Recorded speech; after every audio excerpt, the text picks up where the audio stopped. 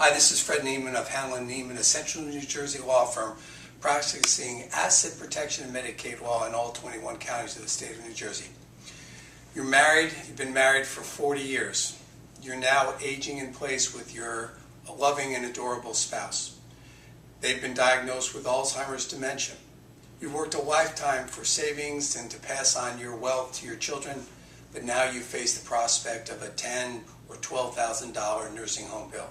You're terrified, you're afraid of losing everything to long-term care costs.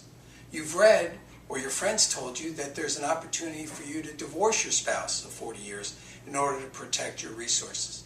And you come to me and ask, is that true? Can you get divorced in order to qualify for Medicaid? And the answer is yes. You can get divorced and qualify for Medicaid, but that's not necessarily the best outcome for you. Beside the emotional catharsis that you're going to experience, beside the reactions of those around you about getting divorced after all this time, it's my opinion that oftentimes we can create an asset protection plan that will give you more through the spend down and reallocation of resources than getting a divorce. New Jersey's pretty tough about divorces and Medicaid.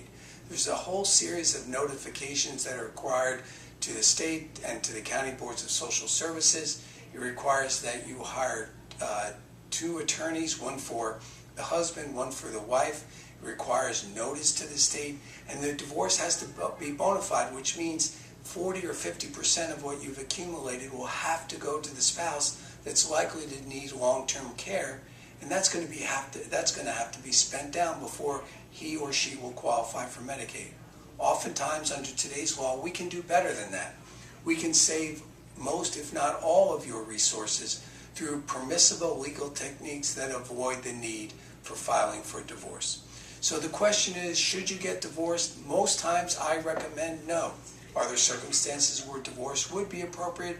The answer is yes, but they're few and far between. If you have questions about whether divorce makes sense in the context of asset protection and Medicaid, I want you to give me a call. It's a serious topic. It deserves serious discussion, and I look forward to the opportunity of having that discussion with you at your convenience.